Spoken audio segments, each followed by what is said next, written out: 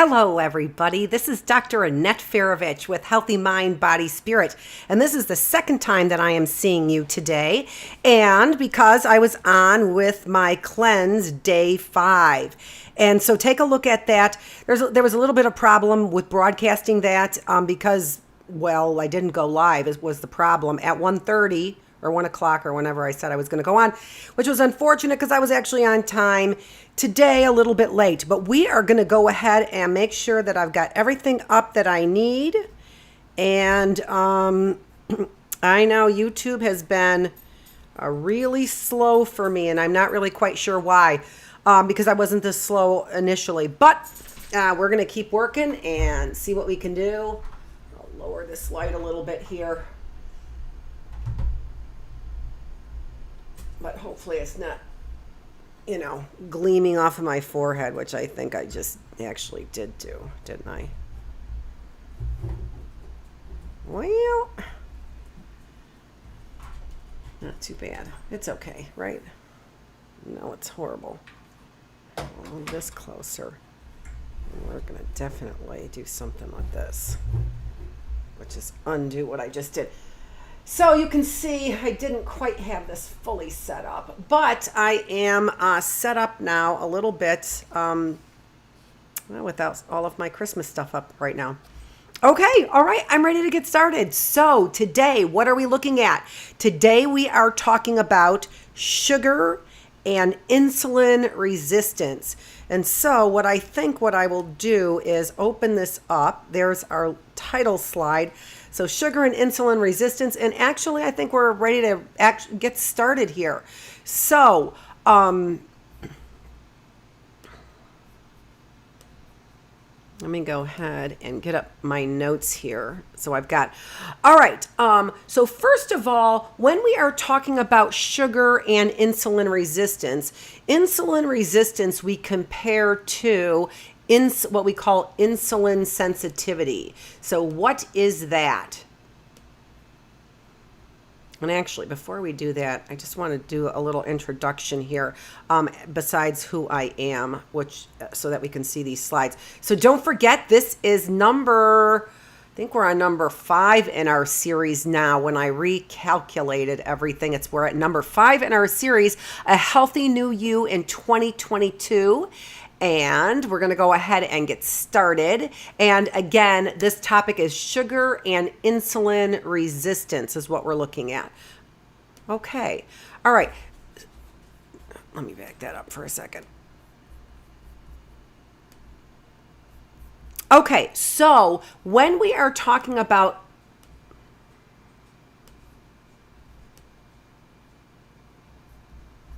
sometimes it just takes a moment.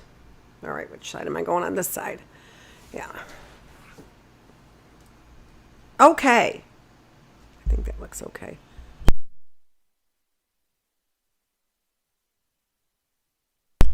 There we go. Okay, so when we're talking about sugar and insulin resistance, the very first thing we want to do is say, okay, what is insulin resistance? And we compare this to insulin sensitivity, all right? So insulin sensitivity means that our body is responding to insulin appropriately. We are sensitive to the changes in our blood sugar levels because insulin has everything to do with blood sugars. When we eat, what ends up happening is our insulin spikes. Why does insulin spike when we eat? It spikes because when we eat, we increase our blood sugars is what we do, okay? And that is through carbohydrates and through sugars, right? So sugars are carbohydrates. So we get carbohydrates through breads, right? Let's take a look at that, in fact.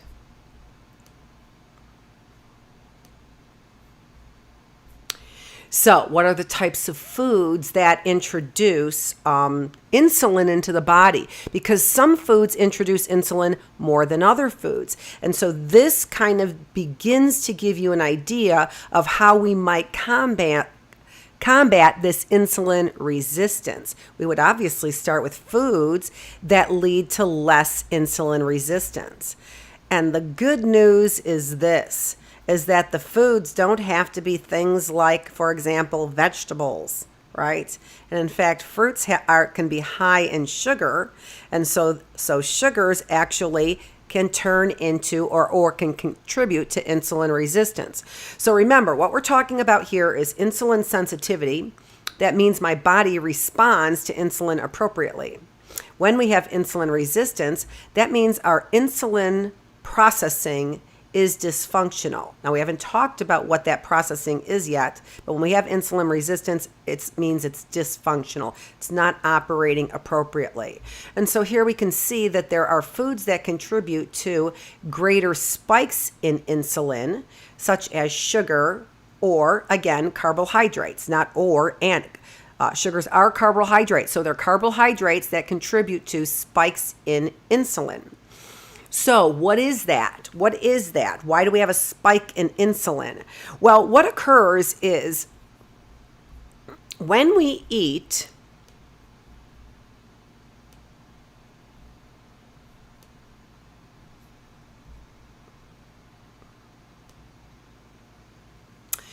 as part of our endocrine system or our hormonal system, when we eat, we release hormones, and insulin is a hormone, and so are glucagons, are hormones as well.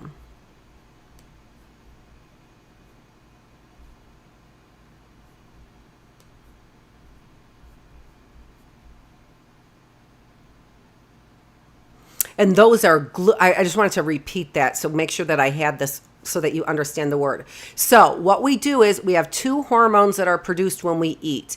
Insulin is produced, and insulin is produced in response to eating, which produces sugar spikes. So what insulin does is it combats the sugar spikes.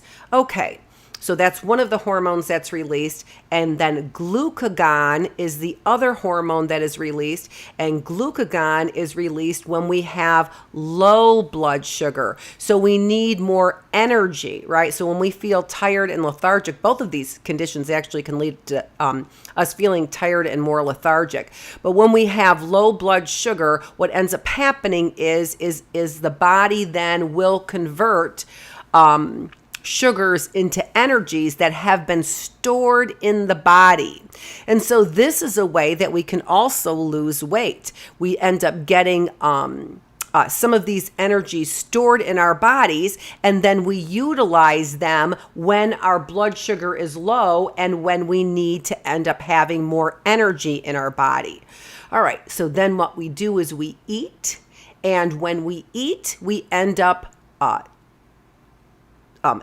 creating energy, and the energy goes into our cells. So let's take just a little bit of a closer look at that. I'm going to go ahead and minimize this just a little bit and talk about this slide in just a little bit more detail, and then we're going to go on because we're kind of moving a little bit more quickly. And so I want you to understand all of our concepts. So what we see here is we see our hormonal system, and our hormonal system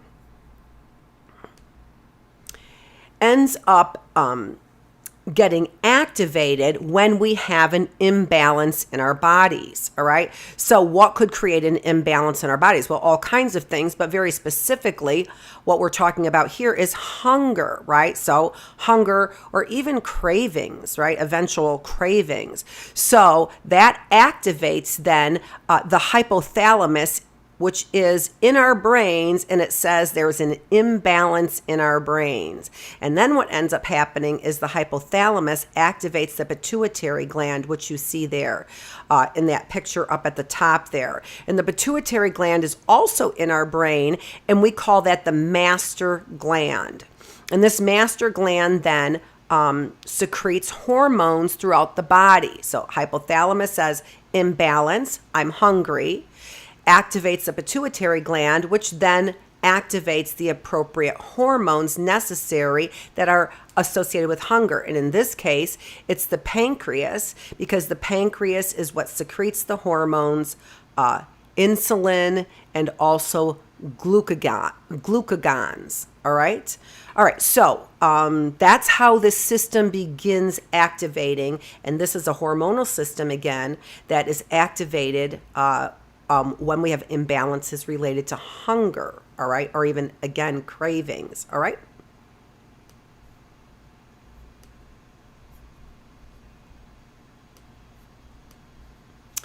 Okay. And then what we end up seeing here is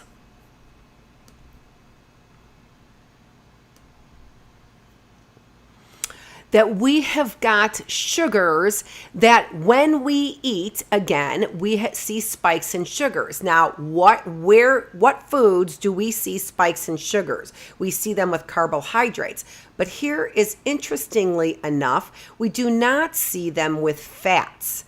And we do not see them, or a moderate increase in insulin, with proteins. And this is why we see some diets, like the keto diet, that emphasizes low carbohydrates, moderate proteins, and high fats. This is the reason why, is because what it does is it keeps your insulin levels down. Now remember, there are also problems with that diet as well. So a healthy diet is always what we're looking for. So when we eat, we increase our blood sugars, and insulin then is produced in order to get our blood sugars back down to normal. But what ends up happening is that you can see here that we have, here we've got glucose. So sugar enters our cells from the bloodstream, and that produces energy inside of our cells for us to use.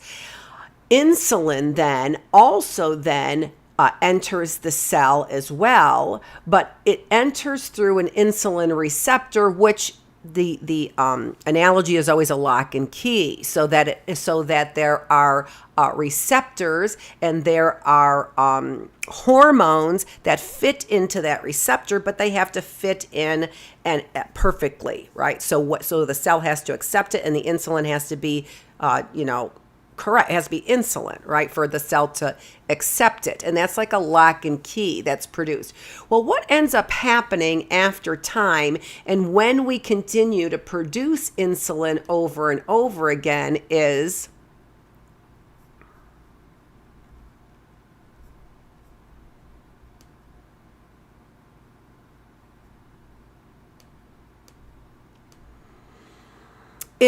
that the cell ends up getting bigger and bigger. It continues to store this energy in there. But when we eat a lot of sugar, what ends up happening? We get sedentary. When we eat and our insulin spikes, what happens? We end up feeling tired. So we end up getting sedentary, and then we end up not utilizing the energy in our cell. Well, those fat cells then, or those cells, end up expanding. They're fat cells because that's where we're storing our energy. Okay, so they end up expanding and expanding, so much so that the insulin receptor distorts in a way that insulin can no longer penetrate or get into that cell. And what we end up having then is extra insulin in our bloodstream. And this is where then we stop producing insulin, because it becomes, or actually not getting the insulin into our cells. And when we don't get insulin into our cells then, like appropriately, we end up having higher levels of blood sugar. Okay, so remember what I said in our vitamin D episode number 2 of this series, A Healthy New You. We talked about vitamin D receptors and the necessity of getting information to and from cells. We need larger, also, if we want this to be regulated, we need to make sure that we are having appropriate levels of vitamin D as well. Okay, all right, moving on. Now, let's see here. I just want to make sure that I've said everything. So as these, and also what we found that I said in our vitamin D series, episode number 2, is that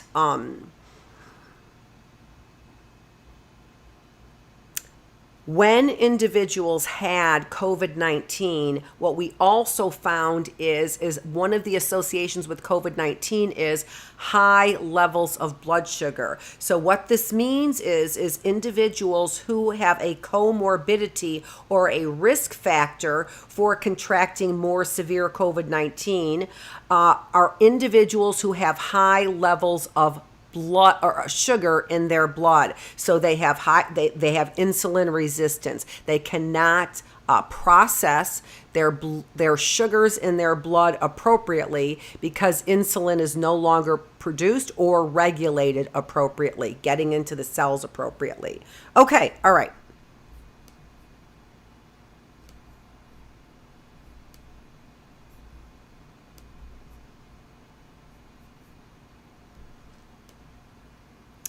Okay, so let's take a look at the process for regulating our sugars in our body. So when we eat, as we've said, what this does is it increases sugar in our blood. In order to combat that sugar in our blood, the pancreas produces the hormone insulin. So this reduces blood sugar, and it allows us then to store that sugar in our cells for use later on when we need energy. However, when we end up eating too much sugar, our blood sugar ends up, the insulin creates a reduction, as I've said, in the blood sugar, and then but what ends up happening when this diet consists of so many carbs is that we end up creating a craving for more sugar. So what we do is eat sugar. So again, if we are continuing a diet that is high in carbohydrates, this is when this system becomes dysfunctional because the cravings create more eating of the sugar, which creates more blood in our sugar, which creates more insulin, but we can no longer then get the insulin into the cell because the insulin receptor becomes distorted, deformed. And what ends up happening, and we've talked about this in other episodes as well, is what we call metabolic syndrome. So in our episode number 3 on weight loss, weight gain, and exercise, we talked about metabolic syndrome. And that picture there is a picture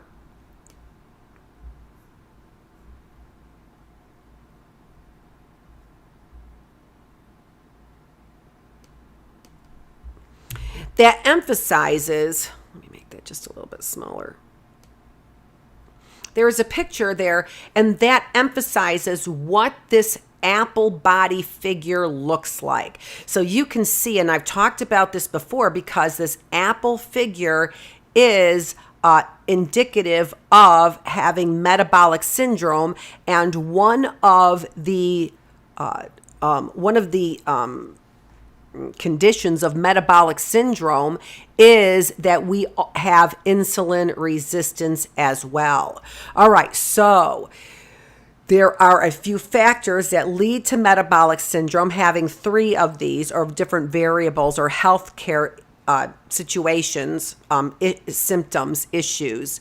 And what it does is it creates this hard middle section where we are storing our resources. And again, because insulin resistance is also has a symptom of it, storing these or excess resources that have not been utilized, then we can see here where we end up getting this kind of vicious cycle that's related to insulin resistance. So just a closer look at this metabolic syndrome for a minute. And we've seen this before, again, in our weight gain, weight loss, and exercise video, episode number 3 in this series, A Healthy New You, in 2022. So here we see this metabolic syndrome and the symptoms. So again, we know that you have metabolic syndrome if you have 3 of these out of the 5. So central obesity, like we just saw in the picture, high blood pressure, high triglycerides, also low HDL. So that's our high density lipids, and lipids is cholesterol, but this is our good cholesterol is low, right? Our bad cholesterol, LDL, is high. And then also we see insulin resistance, which is what we just described. So some indicators of you having insulin resistance is if you have that apple body. Okay. Now, we also know that some of these outcomes also are diabetes. So we know that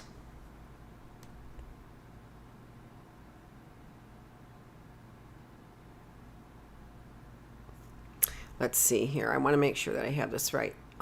So we know that high levels of insulin leads to diabetes, and we know that high levels of glucagons, which remember are secreted when we have low sugar in our blood,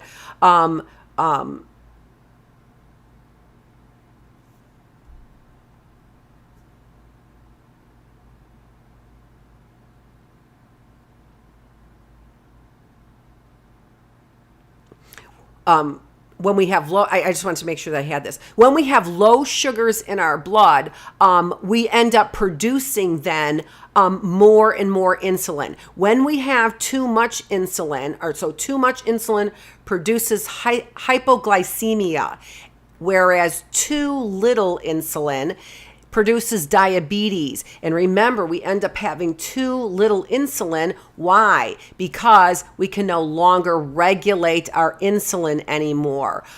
We no longer produce insulin because our fat cells are filled with resources and carbohydrates. So this is what leads to diabetes. And this is why when we have diabetes, we need to have insulin injections, because we have low levels of insulin. And what we see there then is all of the consequences of diabetes. So of course we see tooth decay there. We also see problems with insulin in our bloodstream. So there we can see the bloodstream there. But also what this leads to is us feeling very lethargic, and therefore we end up not having focus, and we don't end up processing things in our brain, and that's part of the dysfunction as well. So part of our dysfunction comes, remember, in the hypothalamus as well. So dysregulated hormones, and because of that, dysregulated thinking. We also see that this can lead to kidney problems as well. Our adrenal glands sit on top of our kidneys, and these produce hormones as well. When we have diabetes and insulin resistance, what this does is it produces or increases cortisol, which is stress, which again leads to dysregulation of our system as well. And we can see also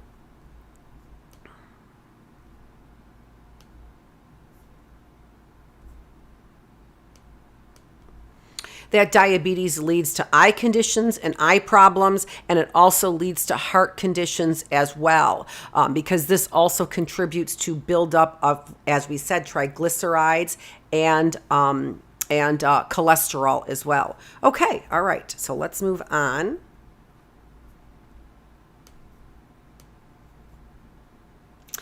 Now what this map is showing you, and I saw this where they talked about it in detail at the University of California TV. And this is where they put out a lot of information that I get about food, and I had that also in the last video as well. And so what they did here is they showed us the progression of obesity, and starting with a comparison, and all of these are comparison to 1980. And I don't think actually that is completely correct, that obesity chart, because it's supposed to be 1980. I think it's supposed to be 1985 and then 2015 over here. But what we are demonstrating here is a significant increase from 1980 to 2015 in our rates of obesity. And look at here, even we can see here in China, and here we can see in Africa as well. And if we could see here in South America, we also have a great rates of obesity. And what this has to do with, and what they talk about, is it has to do with not only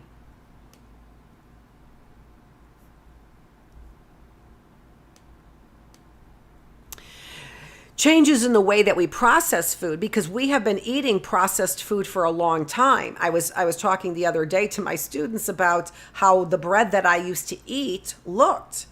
And this is after my last video. I started thinking about this. What's different? Because the bread I used to eat was all the same uniform white color, cut exactly, which is okay, we can get the slicing, but why does it look exactly identical? And what's going on with that food? Well, what we have now is we have super processed food.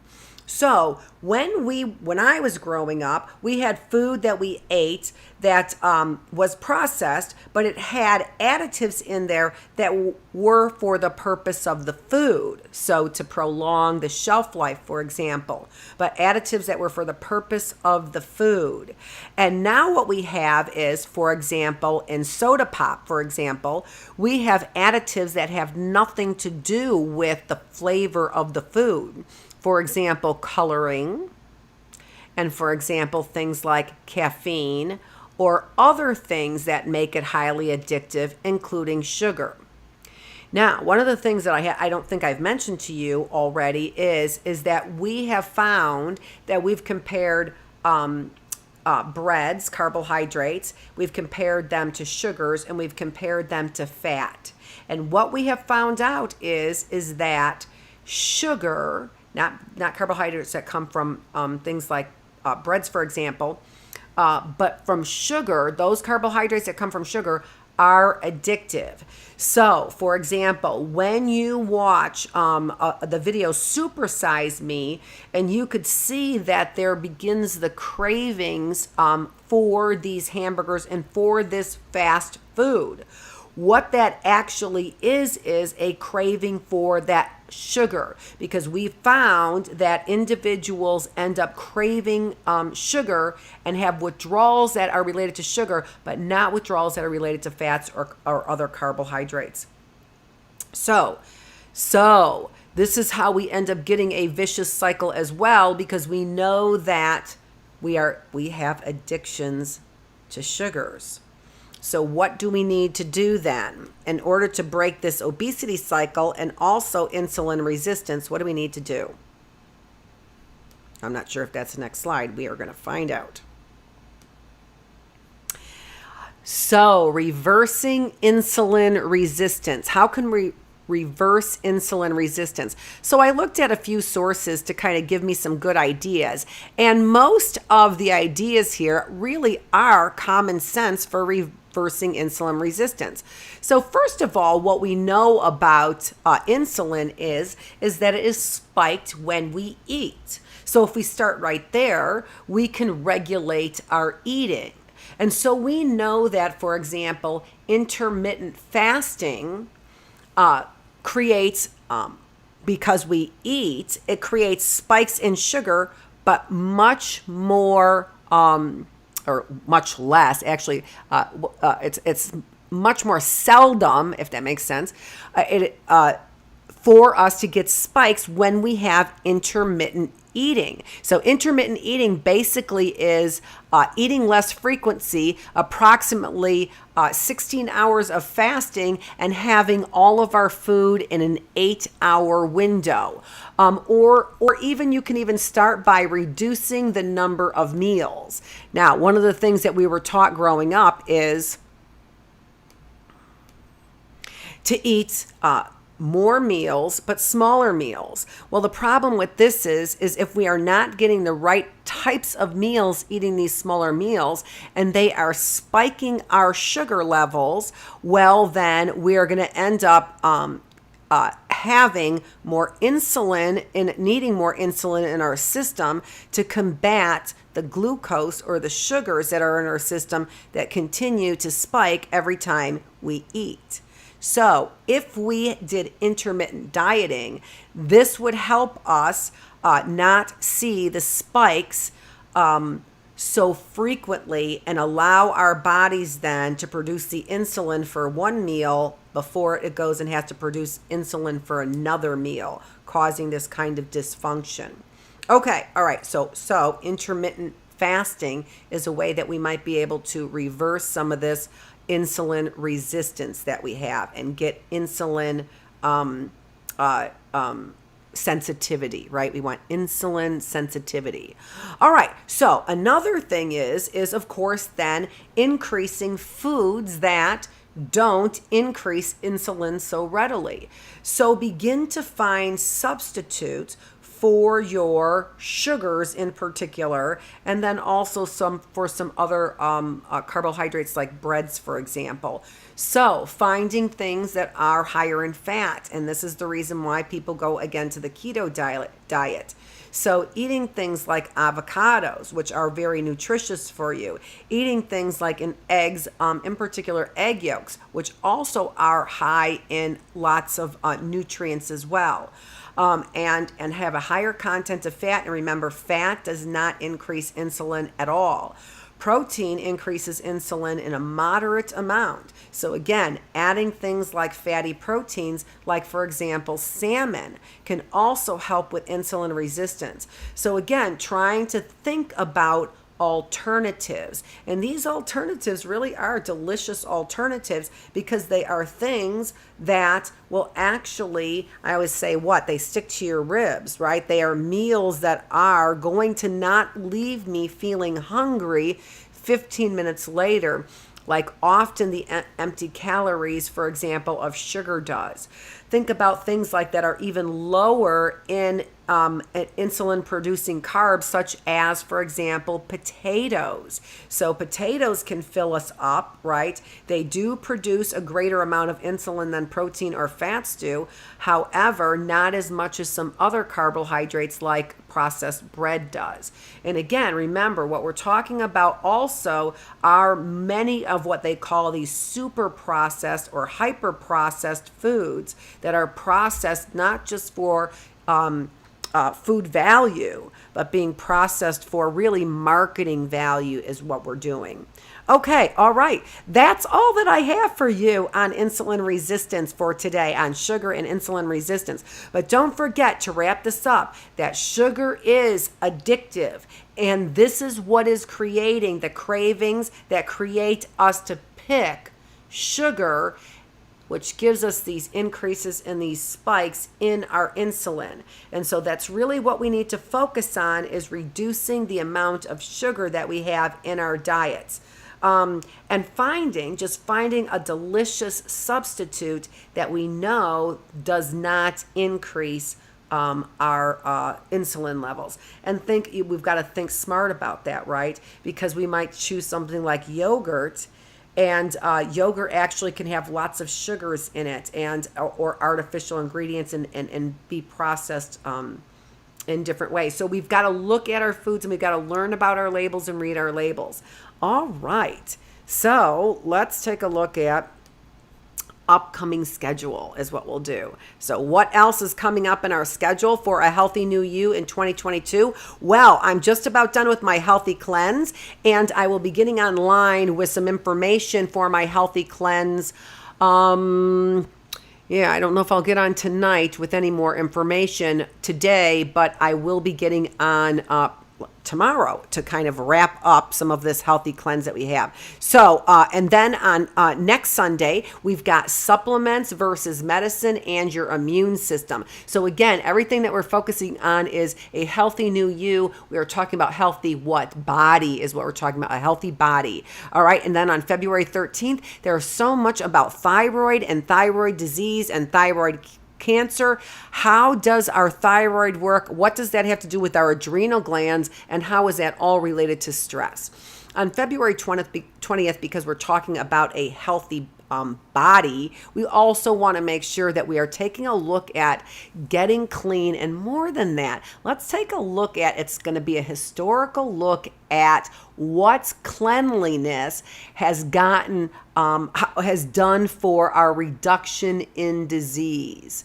Okay, and then on February 27th, we're going to talk about a healthy mind. And when I talk about a healthy mind on February 27th,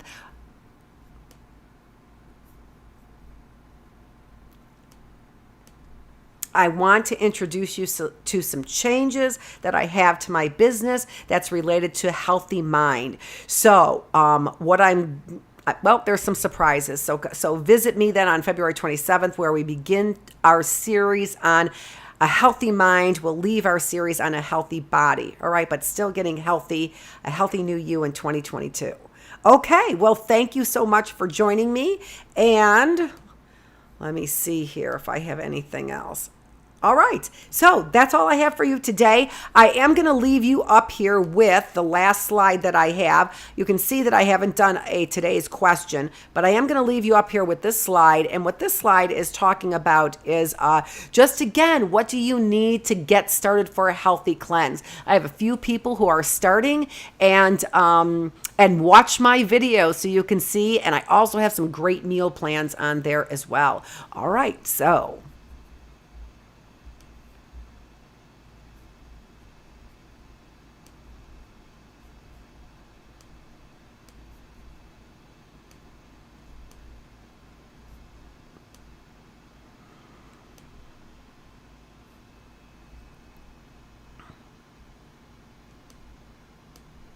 This is Dr. Annette Feravich with Healthy Mind, Body, Spirit. And you can find me on the internet at www.healthymindbodyspirit.net. And please make sure that you subscribe to my videos, you like my videos, and that you share my videos so that we can get the word about health and a very different look at health than what you are familiar with to everybody who needs it. So a healthy new you in 2022. Join me next week when I talk about stress. I think I'm talking about stress. Now I got to look at it.